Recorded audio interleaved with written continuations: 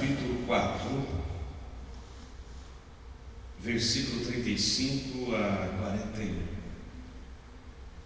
Esta é uma passagem bíblica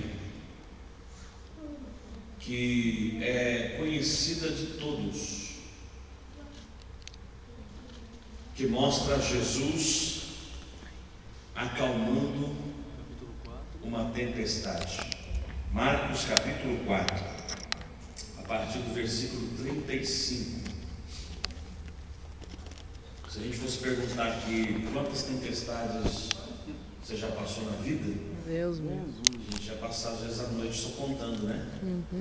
Mas uma coisa boa é saber que em todas elas Jesus esteve presente e te garantiu vitória. Diz assim o texto da palavra do Senhor, Marcos capítulo 4, do versículo 35 ao versículo de número 41. Naquele dia, de tardinha, Jesus disse aos discípulos: vamos para o outro lado do lago. Então eles deixaram o povo ali, subiram no barco em que Jesus estava e foram com ele, e outros barcos o acompanharam. De repente, começou a soprar um vento muito forte, e as ondas arrebentavam com tanta força em cima do barco, que ele já estava ficando cheio de água. Jesus estava dormindo na parte de trás do barco, com a cabeça numa almofada. Então os discípulos o acordaram e disseram: Mestre, nós vamos morrer. O Senhor não se importa com isso? Então ele se levantou, falou duro com o vento e disse ao lago: silêncio, fique quieto.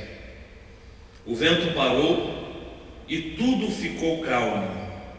Aí ele perguntou: por que é que vocês são assim tão medrosos? Vocês ainda não têm fé? E os discípulos, cheios de medo, diziam uns aos outros: que homem é este, que manda até no vento e nas ondas? Amém? Uma coisa que eu observo aqui na passagem que acabamos de ler é que Jesus sempre estava levando os discípulos para o ensinamento. Eu fiz uma leitura no início do culto, em Mateus capítulo 4, em que Jesus chama os discípulos, forma a equipe de trabalho, que ficaria com ele por mais de 3 anos e depois seria usada para propagar o Evangelho. E aqui está um dos momentos de ensinamento que Jesus deu a esses discípulos. Se você observou bem a leitura que está aí na sua Bíblia, quem manda os discípulos entrar no barco e passar para o outro lado é Jesus. Aí vem a seguinte pergunta: se Jesus sabia de antemão que haveria uma tempestade no meio do mar, por que ele então chamou os discípulos para atravessar? Você percebe que Jesus não dá nenhum detalhe. Vamos passar para o outro lado, mas se preparem, vai vir uma tempestade. Jesus não fala isso. Ele apenas diz: passemos para o outro lado. Há algumas coisas que Jesus não vai avisar, porque se ele avisar a gente não vai. Se ele avisar a gente não entra no barco. Se Jesus avisasse para os discípulos que haveria uma tempestade, garanto para você, um ia dizer: outra hora eu vou depois. É que Jesus às vezes permite algumas coisas acontecerem sem avisar, para que isso sirva de ensinamento para a nossa vida. Agora, quem mandou atravessar de um lado para o outro do lago foi Jesus. E o que eu aprendo aqui já para nós nessa noite? Se é Jesus que mandou você atravessar, não importa se vai vir tempestade, não importa se vai vir vento, se Ele mandou, Ele garante que você vai chegar do outro lado vivo.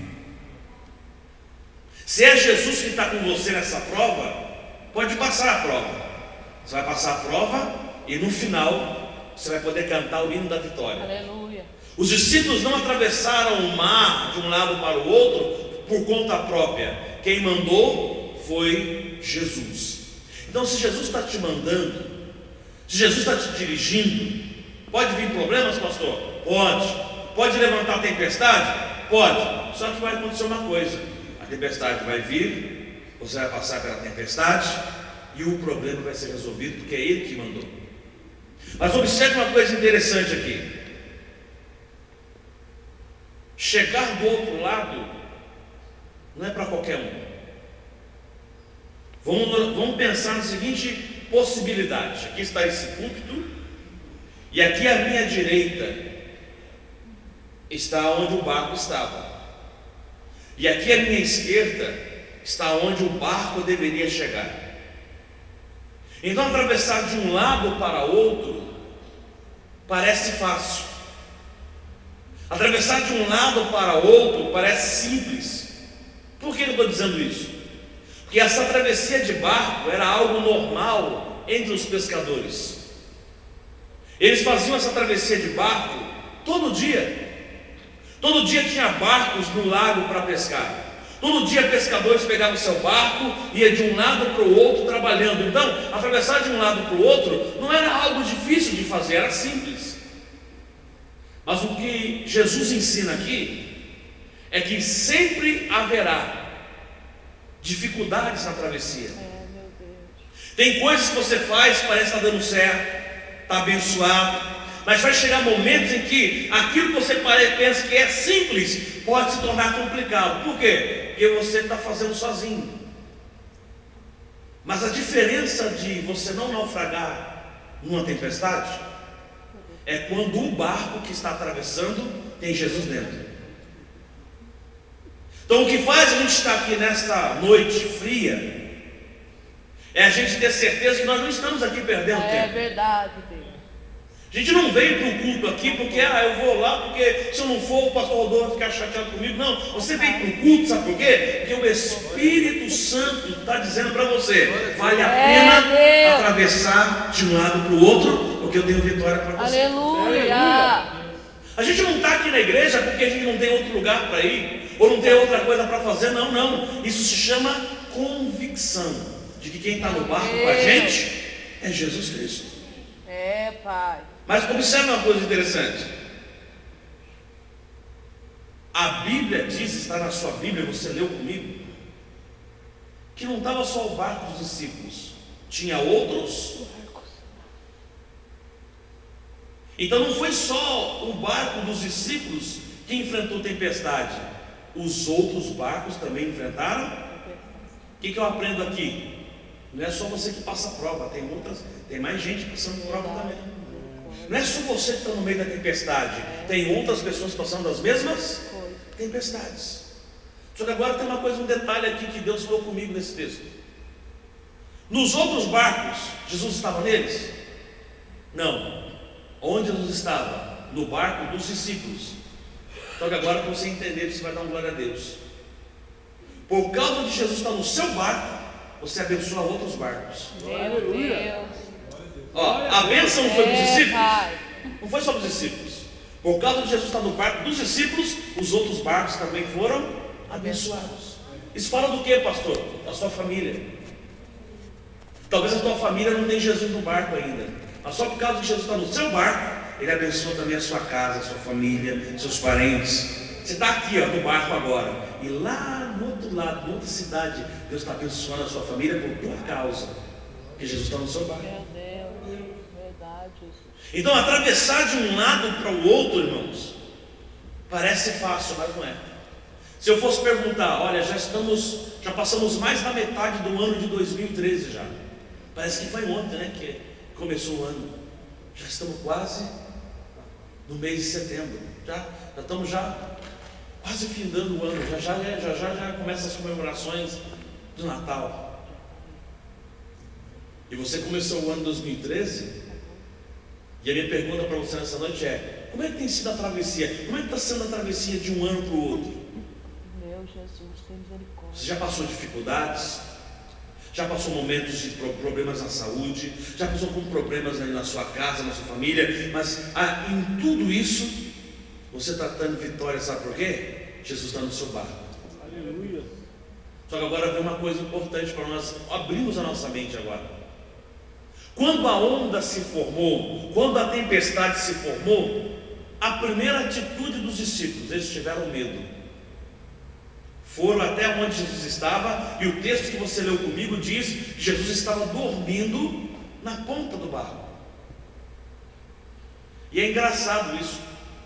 Quando eu me converti, que eu li esse texto pela primeira vez, eu dei risada, porque como é que pode um homem estar dormindo no meio de uma tempestade? Enquanto os outros estão tudo lá gritando, Jesus estava. Aí Jesus me ensinou, sabe por que eu estava dormindo? Para mostrar para os discípulos que eu estou no controle do barco. Se Jesus estivesse como os... já pensou se Jesus estivesse como os discípulos? Socorro, socorro! Ia morrer todo mundo. Jesus estava dormindo, sabe por quê? Para provar para eles, eu estou dormindo, mas eu estou no controle da situação. Uma mensagem de Deus para você. A tempestade está grande, mas Jesus está dizendo, fica tranquilo, eu estou no barco. Eu estou no barco.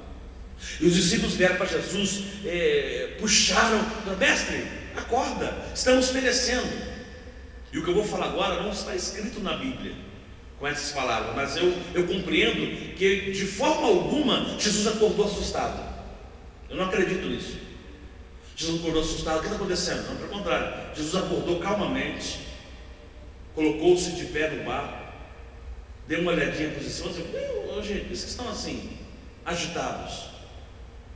Vocês estão assim dessa forma? Vocês não têm fé? Nessa noite Deus está falando para mim e para você. A tempestade está grande para você, mas tenha fé, porque eu vou fazer um milagre. Deus.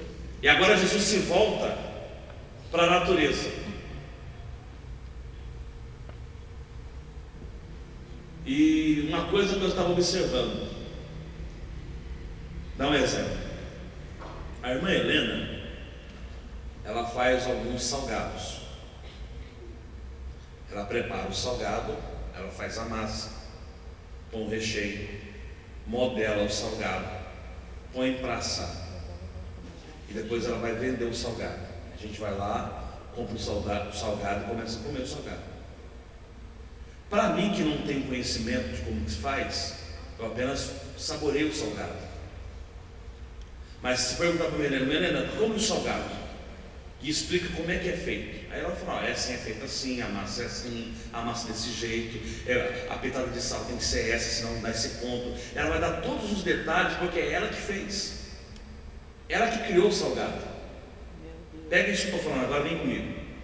Só pode acalmar a tempestade quem criou ela. Quem criou a tempestade foi o próprio Deus. Meu Deus. Quem cria sabe como faz. Então por que você está preocupado? O mesmo Deus que permite a tempestade é o mesmo Deus que acalma a tempestade. Glória a Deus, aleluia. Aí Jesus vira para a tempestade e fala assim, o vento, que eu vou falar agora é um trocadilho, né? O texto não vai dizer isso. Mas vamos emprestar voz para o vento e vamos emprestar uma voz para o mar. Jesus falou assim, vento? Sim, Senhor. Por que você está agitado? Eu estou agitado porque o Senhor mandou. Então agora chegou a hora de acalmar. Acalma. Sim, Senhor. Meu Deus. Eu olho para o mar. Sim, Senhor. Ele está movimentando muito aí. Dá uma acalmada, senão o povo aqui vai morrer de medo. Aí o mar. Meu Deus. E a Bíblia diz, meus queridos, que não foi algo que demorou uma semana, foi instantaneamente. O que eu aprendo aqui agora?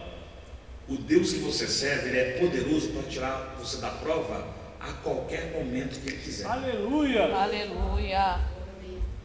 E quando o vento acalmou, quando o mar acalmou, o que a Bíblia diz? Todos ficaram olhando para Jesus. Quem é este? Que até o vento e o mar obedece.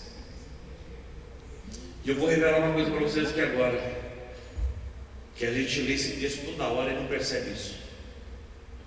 Quando os discípulos fazem a pergunta, quem é este? sabe o que estão dizendo? A gente não conhece ele de verdade. Ele está começando a conhecer agora. É. Os discípulos conheciam Jesus em parte, mas depois Jesus começa a operar milagres, os discípulos começam a perceber: olha, esse homem aí, ele não é apenas o Salvador, ele é o Criador, ele é o poderoso, tudo está na mão, tudo está na mão dele. Então nessa noite, eu quero te convidar a você ficar tranquilo e colocar as coisas na mão de Deus. Aleluia. Primeiro, porque Ele está no barco. Segundo, que Ele tem o poder sobre tudo. É só Ele falar e as coisas acontecem. Aleluia. Então você não veio para esse culto de quinta-feira apenas para, eu vim aqui fazer alguma coisa que eu não tinha nada para fazer em casa. Não, você veio aqui ouvir o seguinte: fique tranquilo, comece a orar, e na oração comece já a agradecer a Deus, porque Deus está no controle do teu barco. Aleluia. E a Bíblia diz que eles chegaram do outro lado.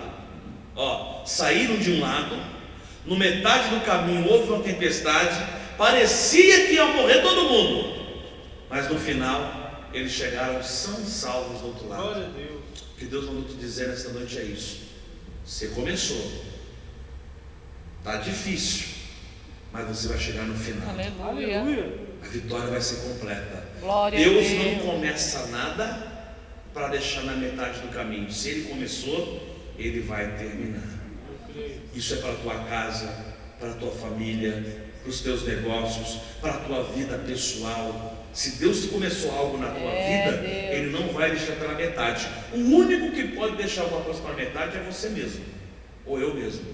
Mas se estiver na mão de Deus, Ele não deixa nada pela metade. E depois você vai encontrar na história que os discípulos vão ter uma experiência muito interessante do outro lado, que é a continuação do capítulo 4, final do capítulo 4, início do capítulo 5, vai mostrar por que Jesus mandou eles passar para o outro lado. Quando você começa a ler o capítulo 5 de Marcos, você encontra que do outro lado eles chegam aonde? Eles chegam na terra dos Gadarenos, e lá naquele lugar Jesus liberta um homem que estava possesso por uma legião de demônios. Passar do outro lado significa não apenas aprender com Jesus, mas também ver o que Jesus vai fazer na vida de outras pessoas. Às vezes a gente está do lado de cá e quer as coisas só para a gente, né? Meu. Quando você passa do outro lado, você começa a ver situações de outras pessoas. Você viu aquela frase assim? Uma vez eu estava dirigindo um carro e eu vi um caminhão me cortou, e tinha uma frase atrás do caminhão. Achei interessante a frase. Lógico, a frase ela tem uma conotação não muito boa, mas o sentido dela é interessante. O sentido, a frase era assim: todos veem as cachaças que tomam, mas não sabem os tombos que eu levo. Essa era a frase do caminhão. Então qual é a moral da história? As pessoas só veem as coisas boas que você tem, mas não sabem a dificuldade que você teve para chegar onde você chegou. Se eu fosse abrir oportunidade aqui para você contar tudo que Deus fez na tua vida, mas não foi nada fácil, a gente passaria a noite aqui contando.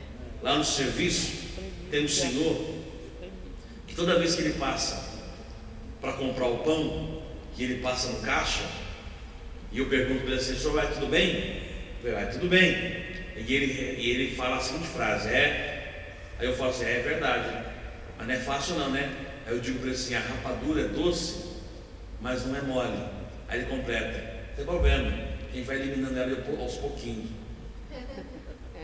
Ela é dura, mas a gente vai eliminando ela aos pouquinhos. Moral da história: vai dar certo.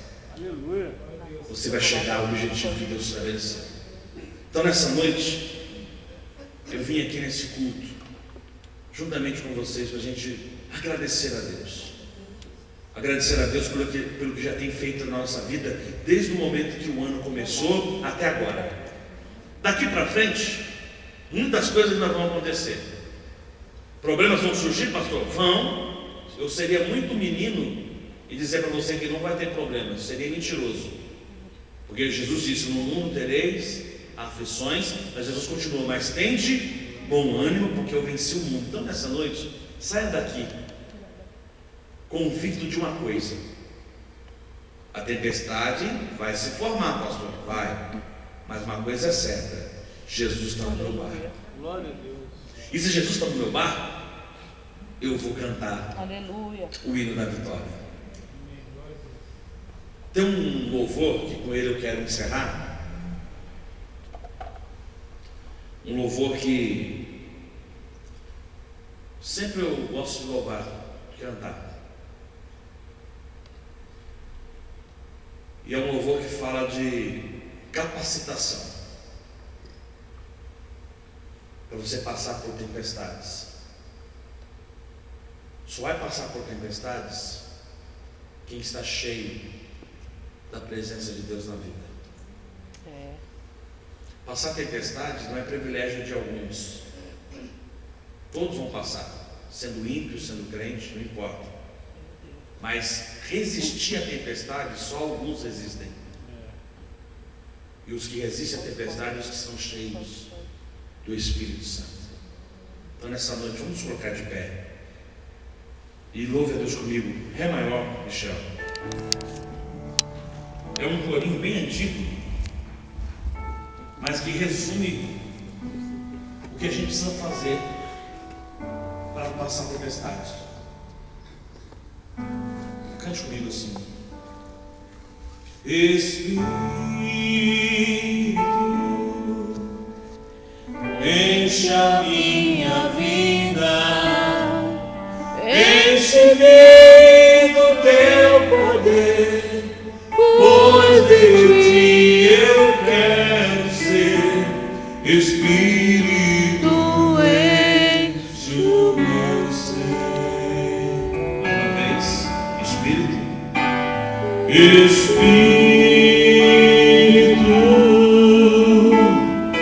enche a minha vida, enche-me do teu poder, pois de ti eu quero ser. Espírito, enche o meu ser.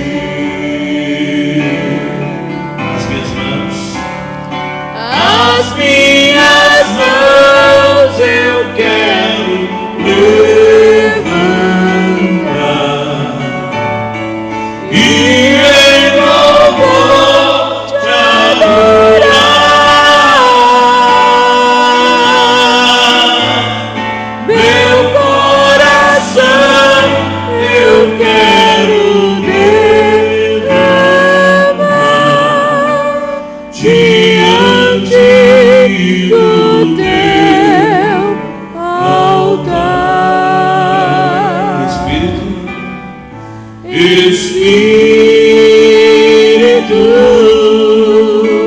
enche a minha vida, enche-me do teu poder, pois de ti eu quero ser.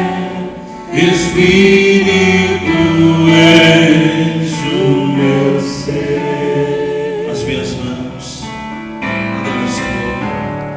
As minhas mãos eu quero levantar e em louvor te adorar.